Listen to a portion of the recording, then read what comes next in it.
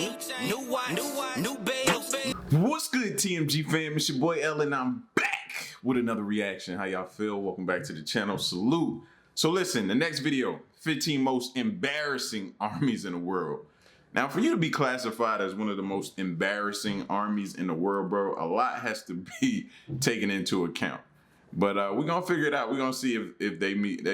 I'm not in the military, never have been, so I'm just watching from afar. But where are all my military vets and active military personnel at right now, man? Salute to y'all first and foremost. Y'all let me know, man, what makes them the worst of the worst of the worst. And you know what this makes me think of? Police Academy. I know Army, police, two different, but it just makes me think of Police Academy.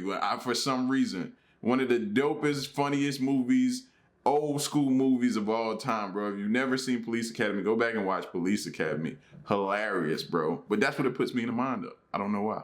For some reason, I don't know why. But let's check this video out. If you're new, subscribe. Here we go. You always hear about the military might of the world's superpower nations. But have you ever thought to yourself, what are the smallest and weakest armies out there?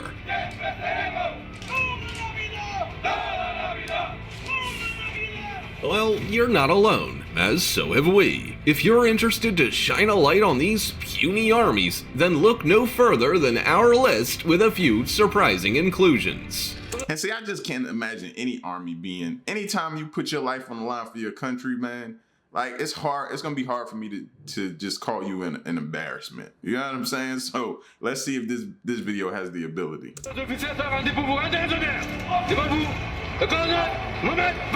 From China to Vatican City, here are 15 of the most embarrassing armies in the world.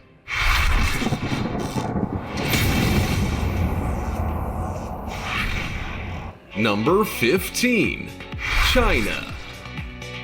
China's military is full of pathetic, spoiled, and soft soldiers. At least it is according to officials from within the Asian powerhouse. This can't be right. I thought China was an efficient machine capable of dominating the world. Well, they might have been if it wasn't for the one-child policy put into place in the 1980s.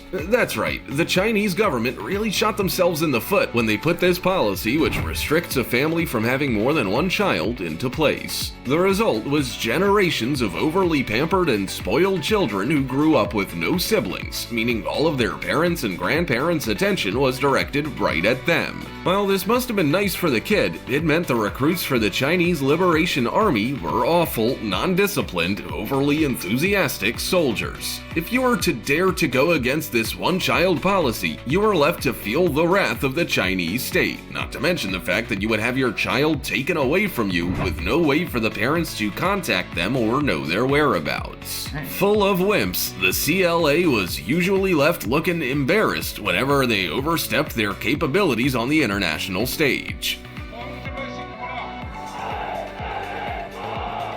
In 2015, the government changed their ways and finally allowed 2 children to be born to a family, with the hope of a stronger army coming to fruition at some point down the line.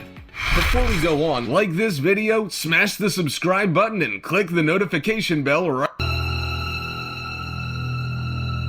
Number 14. Vatican City.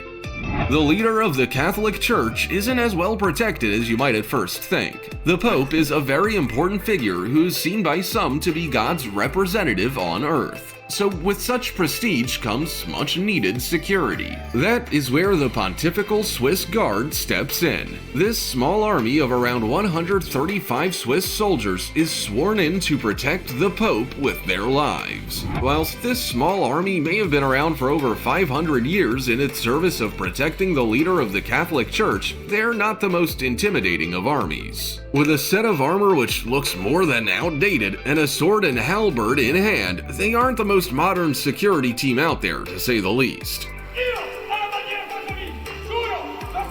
This Renaissance period attire is worn by soldiers who are aged between 19 and...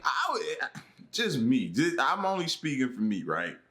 Like, and this is no disrespect, by the way. I'm not trying to disrespect.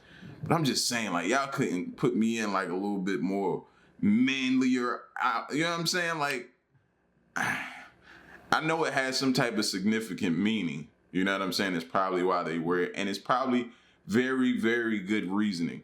But I'm just saying, bro, give me that army look.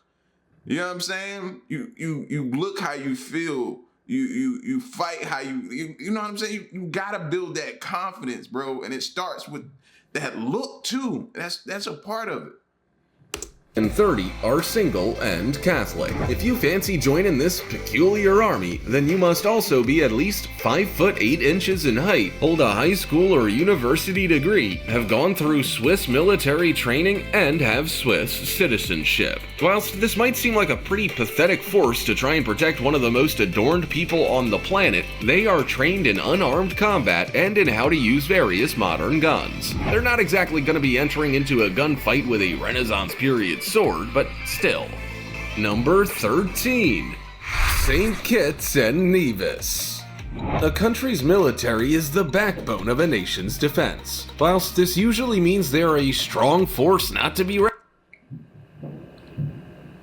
Yo, I'm telling you, man, it's like a herd of animals up there with the dogs now, bro. They don't chill at all. Reckoned with, that isn't always the case. The nation of St. Kitts and Nevis in the Caribbean has an army of only 150 to 300 personnel tasked with defending the country. I can't imagine they'd be much of a challenge for the military might of any country around the world, or even a couple of groups of Cub Scouts for that matter. The St. Kitts and Nevis Defense Force was re-established on the 1st of June 1997 and do provide plenty of benefits for its people.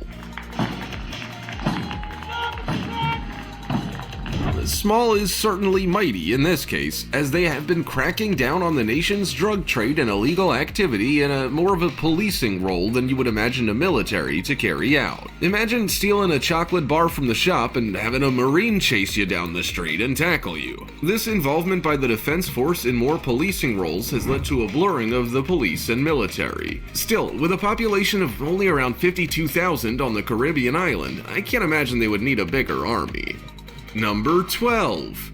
Equatorial Guinea. Equatorial Guinea is found along the west coast of Africa. Located next to Gabon and Cameroon, this nation is notable for its tiny army of only 1,400 soldiers, and the fact it struck oil in 1995 and made the big time. While this is good in the sense that at least they won't be jumping at the chance to start a war with their small army, it doesn't exactly fill the population with confidence that they're safe. Neighboring Cameroon has an army of 12,500 troops, for example. I'm no math or military wizard, but I'd say 12,500 troops could bully an army of 1,400 with ease on the battlefield. Equatorial Guinea isn't the most stable of countries either, with its leader, President Teodoro Obiang, coming into power from his position as a general after overthrowing his uncle, Francisco Macias Nguema. Sounds like some drama you would expect to hear from a soap opera or reality TV episode. If I was the leader of Equatorial Guinea, I would ensure I was on good terms with its far stronger neighbors, making sure I remember to wish them a happy birthday every year for a start. Number 11. Seychelles.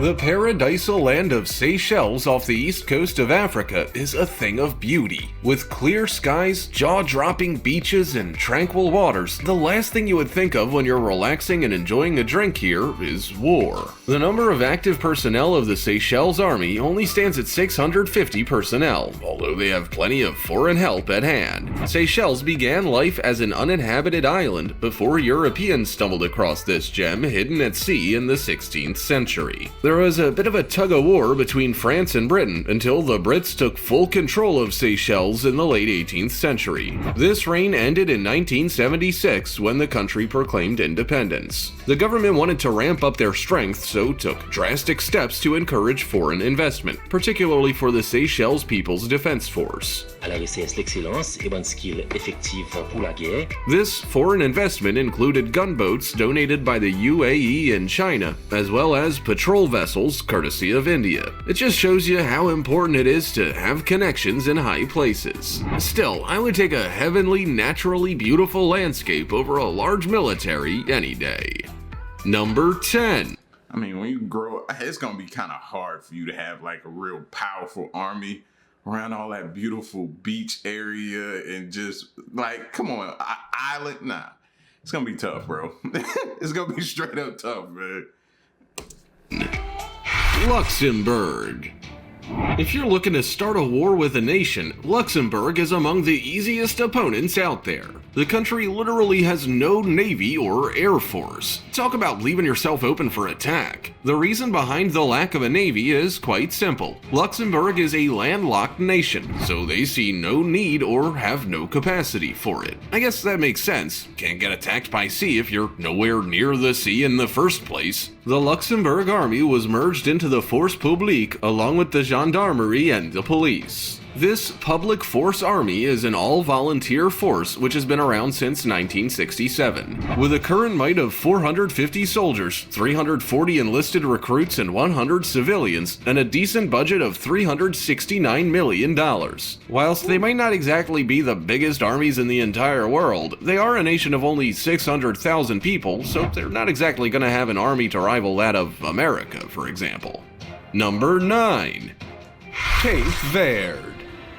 Cape Verde is an otherworldly island found in the central Atlantic Ocean. As well as its stunning scenery, the island also has an embarrassingly small defense force. While some of the largest countries in the world have militaries with hundreds of thousands of personnel, Cape Verde can just about reach 1,000 in their count. This puny number consists of the National Guard on land and the Coast Guard at sea, in addition to a small group of support staff. The people of Cape Verde can sleep in peace knowing that an attack isn't imminent, despite the small force at hand. See, Cape Verde faces almost no military threats, making investing into this army an almost pointless tactic. They do need to keep on their toes, however, to ensure the safety of their people. But what threats does this involve? Counterterrorism, combating drug trafficking, providing disaster relief, and patrolling seas takes up most of the on-duty personnel. Whilst they might not spend much of their budget on the army, they have friends in the form of Brazil, Portugal, and the United States who provide both material and training help. So before you think this piece of paradise is easy pickings for invasion, then you have another thing coming. Number 8. Sao Tome and Principe. There are some reputations you want to avoid having as a country. Having the smallest army in the whole continent is definitely up there on the top of the list. That is the reality for the African island nation of Sao Tome and Principe, who's fit for military personnel only being a reported 20,180. We definitely got to get them to hit the weight room now. Jeez. They look like a team of basketball players, bro. Who's fit for military personnel only being a reported 20,188. Even though the number of police officers has continued to rise in this country, citizens are still not pleased. The consensus is that the police are ineffective and corrupt. What a PR nightmare. The poor public image of the police isn't helped by the fact that the infantry's equipment is very basic and only replaced after 25 years when the tropical climates have beaten it to death. This crowd is far from the type who keep updated with every edition, clearly, unlike some Apple users. With poor pay, terrible and unsafe working conditions, and serious nepotism in the deciding of who gets promoted, it should come as little surprise that there was a coup in 1995 and 2003.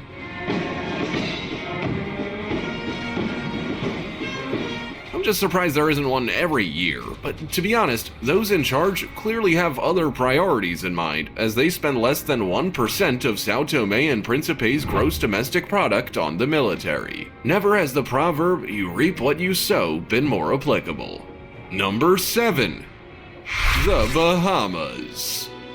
The Bahamas is a place which is at the top of most people's holiday destination wish lists. While this Caribbean country found next to Cuba is a dreamland for most, it doesn't exactly have a strong army. Actually, it doesn't have any army. You heard that right. Talk about being confident no one would want to invade you. The Bahamas might not have an army to brag about, but they do have a decent force at sea in the form of the Royal Bahamas Defense Force. With about 1,600 members, it is the largest of all the Commonwealth Caribbean navies. not a bad substitute for having no army or air force. So all of those visiting the Bahamas can lie back in peace knowing that you're in safe hands, as the Royal Bahamas Defense Force has been sworn to protect, defend, patrol, and assist those in the Bahamas. The full package then. So if you ever plan on invading the beautiful Bahamas, attacking from anywhere but— Nobody wants to invade Bahamas, man. We just want to go there, relax, have peace, enjoy, have fun in the sun, the beautiful water, man. Take me back on vacation. the sea would be a good tactic. Number 6. Panama.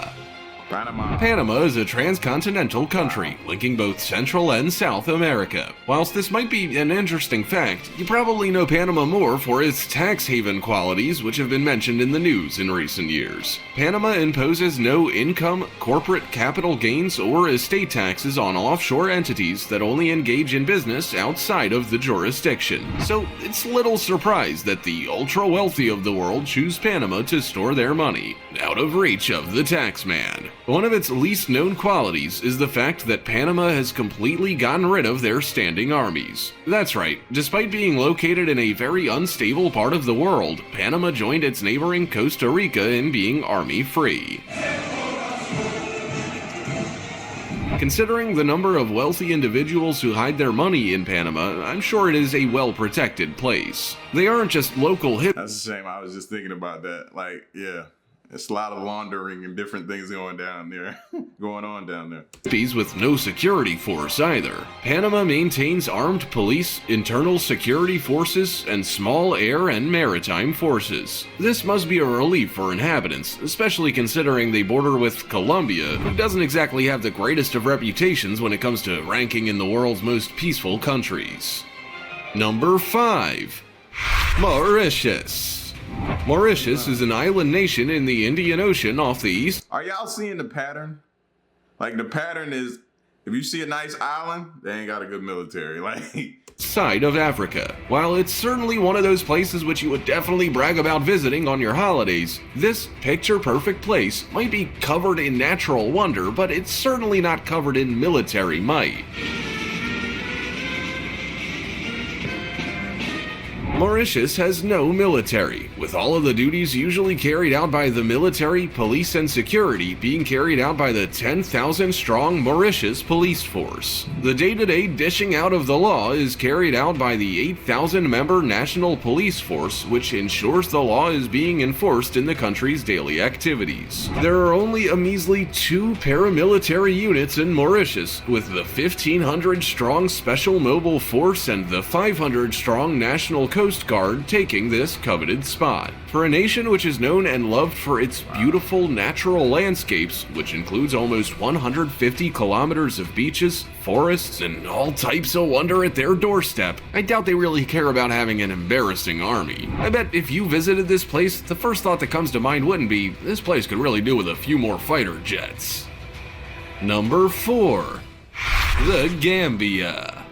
The Gambian National Army takes minimalism to a new extreme. Mentioning that a new batch of 620 recruits is joining a nation's army wouldn't be something to brag about usually, but when the army's only 2,500 people in size to begin with, it's quite the news to write about. This modest army might not be the greatest for waging war on rival nations, but it's pretty good at keeping costs low.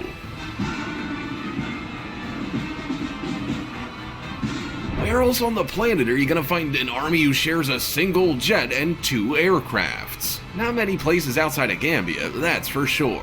Whilst the Gambians are dividing up a rota for who can use the plane, nations like the US have thousands of these aircraft at their disposal. But then again, what do you expect when the country of Gambia only spends $1 million a year on their army? I'm pretty sure the US probably spends more than that supplying its military with coffee every year. Still, considering it is Africa's smallest non-island nation, it's not exactly going to be rivaling anyone for a spot at the world superpower table anytime soon. Number 3. Monaco. Monaco is known as a billionaire's playground, and with a range of luxurious casinos and revered events such as the billionaire's playground, and with a range— just had to stop for a second, man, and just look at it. I hadn't had a chance to, go be with it in a long time. You know, that roulette table is calling me, bro. Whoo, it's calling me. Range of luxurious casinos and revered Yes, I have a gambling problem. I know it. I already know. events such as the Monaco Yacht Show and the Monaco Grand Prix filling the calendar, I can see why. There are plenty of places for the richest among us to spend their humongous fortunes, to say the least. Despite this wealth, Monaco's military is anything but high-end. The Principality of Monaco is the world's second smallest sovereign state, with the Vatican City state in Italy being the only place smaller. With such a small size comes an even smaller military capability. How small? 255 soldiers small. With an additional 35 civil employees, Monaco's military is the third smallest in the entire world. Due to their size, they must rely on their neighboring France for assistance, sort of like a kid calling on his older brother to protect him from the bullies on the playground. Yo, this narrator is disrespectful, bro. Like a kid calling his older brother. Wow. That's what we gonna say about their military, bro? That's foul. Monaco's army consists of 82 people. That's only about 3 classrooms of students. To put it into perspective just how embarrassingly small that is, there are more members of the Monaco Military Orchestra than of the military itself, with 85 musicians to be exact. This unbelievably makes it the only country whose army is smaller than its military orchestra. This reliance of Monaco on its big brother France has its drawbacks, as seen in 1962 when the French President Charles de Gaulle threatened to cut off Monaco's electricity and water if income tax wasn't imposed on the Monaco residents by Prince Rainier III. Unsurprisingly, Monaco obliged. Number 2. Iceland. Known across the Now, this one makes sense. I ain't going out there. world as the land of fire and ice, Iceland is a country filled with contrasting landscapes. In one corner you have some of the largest glaciers in the whole of the continent of Europe, whilst next door you have some of the most active and violent volcanoes on the planet. While in the winter months, there are days where the sun barely rises for 5 hours. Iceland is a beautiful but old country that I would recommend anyone visiting, but it is embarrassingly weak military-wise. In regards to its defense, it consists of the Icelandic Coast Guard, whose main duties involve patrolling waters to make sure no one's drowning, as well as keeping an eye on the airspace. Other units include the National Commissioner's National Security and Special Forces units. Despite all of this, Iceland is actually the only NATO member which maintains no standing army, and with its Coast Guard only consisting of 3 ships and 4 aircraft, it's safe to say that Iceland's natural beauty is certainly more notable than its military might. Don't worry, Iceland, we still think you're great. You still have your Viking roots, northern lights, and the mountain from Game of Thrones to brag about. Number 1. Tuvalu. You'd be excused to have never heard of Tuvalu, seeing as Another island. it is a tiny island country found in the middle of the South Pacific. It kind of looks like somewhere you would imagine a shipwreck to take place on. I mean, it's literally just a very small island with almost every inch covered in either sand or forest. The surrounding shallow, crystal clear waters are like something you would see in a travel brochure. Who knew such a picture-perfect place really did exist and wasn't just brought to life and vamped up by some snazzy Photoshop skills? Nevertheless, this piece of paradise might be a nice place to relax in, but it's certainly not somewhere you would go to for military help, as Tuvalu has absolutely no army. Let us hope that they can convince their enemies to lay down their arms with the offering of a fresh coconut and priority spot on their perfect beach. Tuvalu isn't a Wild West of a place, however, as there is in fact a national police force headquartered in Funafuti. The Tuvalu police force includes a maritime surveillance unit, customs, prisons, and immigration. Despite being so far from Buckingham Palace, the police force here wear British-style uniforms due to its ties with the Commonwealth. You'd be much more likely to catch a tan here than in London, that's for sure. Who would have known just how laid back certain countries are in— Like I said, the common denominator is islands, bro. I'm still not, like I said, I still can't call them embarrassing. You know what I'm saying? It's just not ideal. That's the word I use, ideal. Because, man, anytime, like I said in the beginning, anytime you put your life on the line, excuse me, for your country, like, you're a hero in my book. You know what I'm saying? But they can stand to get these guys some help or better, like more people or something. You know what I'm saying? I know a lot of them just says it's cost effective. A lot of them is like, why even bother due to their situation, their circumstances, where they're located, what's going on. You know what I'm saying? I get that. But, and there's always a but, if something should happen, that 1% of a chance that it does happen, you want to be prepared, bro. You know what I'm saying? And them people need to know that they're protected. So, but this was pretty dope though. 15 most embarrassing armies in the world. Y'all let me know what y'all thought of these entries. Which ones y'all believe? Which ones y'all don't believe? Which ones y'all feel as though it's crazy? The common denominator that I kept talking about was the island factor. Like when it's an island involved, it's probably not gonna be much of a military. I was shocked about the Bahamas though. I really was. So listen, man, I'm finna run up here and get this herd of animals, get them calmed down. You know what I'm saying? It's your boy L. Pray for me. And stick around and stay tuned until the next reaction. I'm out. Peace. Y'all stay solid. Hey.